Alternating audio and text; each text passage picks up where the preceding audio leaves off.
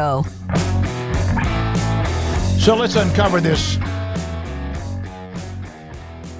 back and forth between Michael Wilbon, ESPN, Brent Venables, Oklahoma, and Deion Sanders saying, in a second, we'll get to what he said. Like, wait a minute, I didn't say that. But Brent Venables was asked in an interview at Big 12 Media Days about Oklahoma and how they were rebuilding the roster and on and on and on. And he basically said that he wasn't like Deion. He did not give guys pink slips. He gave them 12 months, but there were things that he had to root out of the program, but wanted to give it time. But he didn't need to mention Colorado. He surely didn't need to mention Deion unless Deion's name was brought up in the question, and I never saw that part. And really, it is unique. Deion is incredibly unique, and what he's doing is unique, but that's who he's always been. So I didn't understand why Venables wanted to go down that road, but was he being vicious? No. So Michael Wilbon, Craig, you can read the quote, Michael Wilbon, on what he said about Brent Venables, who he thought was taking a direct pot shot, and maybe he was at Colorado's Deion Sanders. All right, so to give a little more clarity on what Venables said, he said when he arrived, they weren't living right off the field. They needed a culture change. They needed to reset the standard and what the expectations were. He gave everybody a year. He said, I wasn't like Deion. I gave guys 12 months of grace to figure it out. And the basic three things were go to class, live right off the field, and when you show up at the facilities, show up with respect and appreciation for the opportunity. If you go 0 for 3 for 12 months, you need a fresh start. So we helped 21 guys, give or take, find a fresh start. So that is Brent Venables. I agree. He should not have said anything about Deion. I agree. He should not have said anything about Deion in particular, but he did. And then he also had another interview later on where he got into it, and he said he challenged the guys. He said, again, I wasn't like Deion that gave guys a bunch of pink slips. I gave guys 12 months of grace. And then he said again the 0 for 3, 12 months. And so he just repeated himself, with a different outlet. So I don't know which version, both basically saying the same thing, got around the horn. But that's where Wilbon and company got in on it, and he said it makes him look like a sanctimonious, loudmouth, know-it-all college football coach who doesn't like Deion, Wilbon said about Venables. So let me talk about who I do and don't like. Deion is way out there like Saturn's rings with what he's doing with his approach. I'm going to root for him so hard you would think his last name's Wilbon to beat all these loudmouth, sanctimonious, self-righteous college football coaches who dislike Deion for whatever reasons. I have my own suspicions. He'd better win, though, because Deion is way out there, but I'm rooting for him hard. I may go and buy season tickets at Colorado to go and sit in the stands and root for Deion to beat people like the loudmouth, sanctimonious Venables. What in the hell got into your pants, Wilbon? God, I mean, you have a right to root for somebody, but I don't think what Venables said was enough for you to come talk to him like some sanctimonious loudmouth. But Michael Wilbon's got a massive, massive audience, as does Deion. So Deion then, when all of this was going around on Twitter, this was back yesterday. He said, because there was a quote out there about Deion. That was Deion in quotes. And Deion said, will someone please help me track down who put the lie out that was a response to the latest coach's attack on CU Bus football? Please help me identify the liar.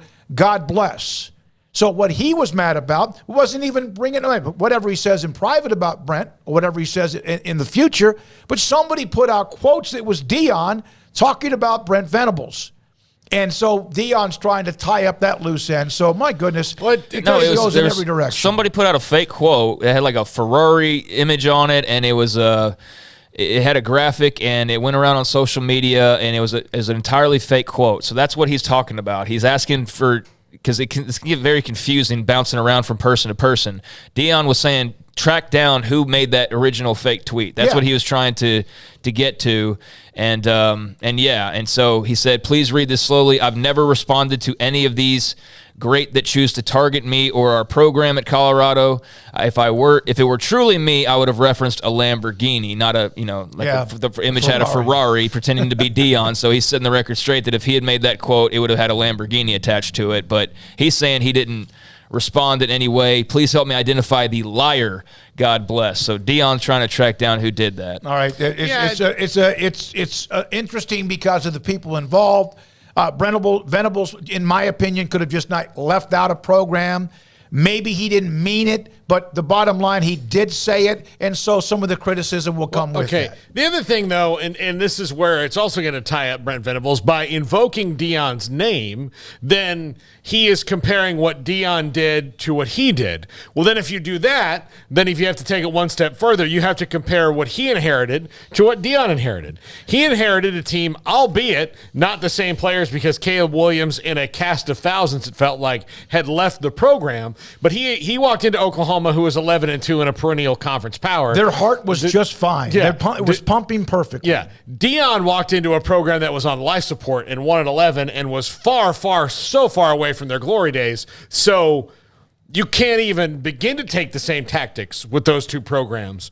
It'd be almost silly to, if you're Brent Venables, to send everybody out of the room. So he just shouldn't have said Deion's name, and then this would be fine. So I that's the mistake he made, and his intent we'll never know. Still don't know if Deion's name was brought up in the question. I could never find the question to Venables responding to it.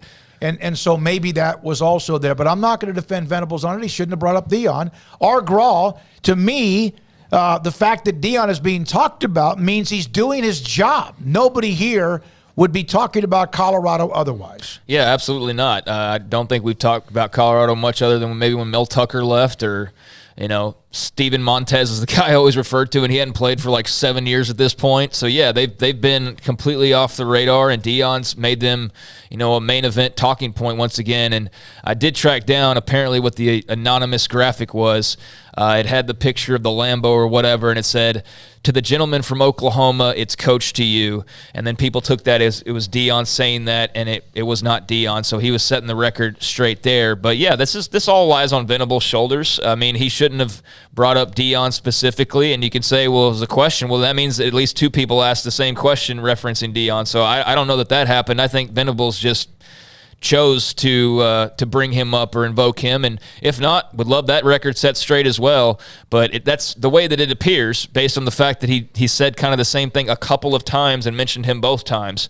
So just not a good, smart move by Brent to bring up someone else to compare to his situation, because they are two very different situations, not at all alike. You're talking about programs that are like recent history, like one's way up here and one's like right over here. I mean, not even close. So very much a different situation that Brent walked into versus what Deion walked into. I think this is just your usual college football drama. There's not really any big blow up at the end of this, unless they meet in a bowl game or something. This will probably get brought back up, but I'm sure they'll have a little text or phone conversation and smooth it out, because I do think there was a lot kind of lost in translation here. And I also think that it was just poor word choice, and not really an indictment on Deion the man per se, or anything that should last much longer. I think Wilbon's response was way over the top, and I don't know if that was for TV or not, but I have my suspicions, like he has his suspicions as to why he's so adamant about it. So that's a response. Well, I mean, he was awfully strong in his words towards Venables. That's for sure. Daniel's saying, does anyone think Wilbon was inferring racism on Venables' comments? Some do. I don't know that he was yeah, I mean, he was to some extent, yes. I don't know if he was outright. I need to read the quote again, but there's definitely he's referencing race, yes, very much so in that quote, in a roundabout way or direct way, sure, yeah. Yeah, and I don't want to, I can't put words in Wilbon's mouth or what intent was on Brent Venables' part, but Deion is a person who, from the time he was in college till now, since the world has known about Deion Sanders, has been polarizing. And I'll just tell you, if you were a Cowboys fan and he was on the 49ers, you hated his guts, and then you woke up one morning and he was in Dallas slapping backs with Jerry Jones, you're like, I've always loved that guy. That's kind of like fans with coaches when they come and go. That's the nature of Deion. Yep. And so I would just recommend sit back and enjoy the ride, and don't hate on Deion, because most of what he does won't affect you at all. And yeah, it's different, but different is good sometimes. No, I like his. I've always not been offended by his style. When he was with the Cowboys, I wasn't real thrilled with that, because I am a Washington fan, but he's as good as anyone who's ever played the game, and he's trying to do it his way with Colorado. Yeah, and that was like 30 years ago, too. Yeah. That Super Bowl was a long time ago, so I don't – there's no pro athlete that still has any sort of like I have an axe to grind with any athlete at this point. I think Deion played with like 6 teams after that Cowboys run too, including the Redskins. But yeah, I to the point about Wilbon's quote about like the race part, I do think that the very end he kind of infers that when he says, I'm going to root for him so hard, blah, blah, blah, to beat all these loudmouth, sanctimonious, self-righteous college football coaches who dislike Deion for whatever reasons. I have my own suspicions, and I do think that you could take that as maybe a shot in that realm, but nothing, nothing bad on Wilbon's part either. That's like over the top in that way whatsoever. But you could certainly parse that from his comments. And also, I think you could take that as just he's really rooting for Deion to do well because he is the anti-establishment guy to upend the status quo and make more people watch college football that might not otherwise watch it because they're bored of seeing Brent Venables and Dabo and Nick Saban and all the same types of folks. And so I think there is an element of that as well. But yeah, this is very much an off-season story. I bet Brent and Deion would dap each other up if they walked into the same room here pretty soon, and we'll probably smooth things over. I don't think this will be anything that lingers. Speaking of Michael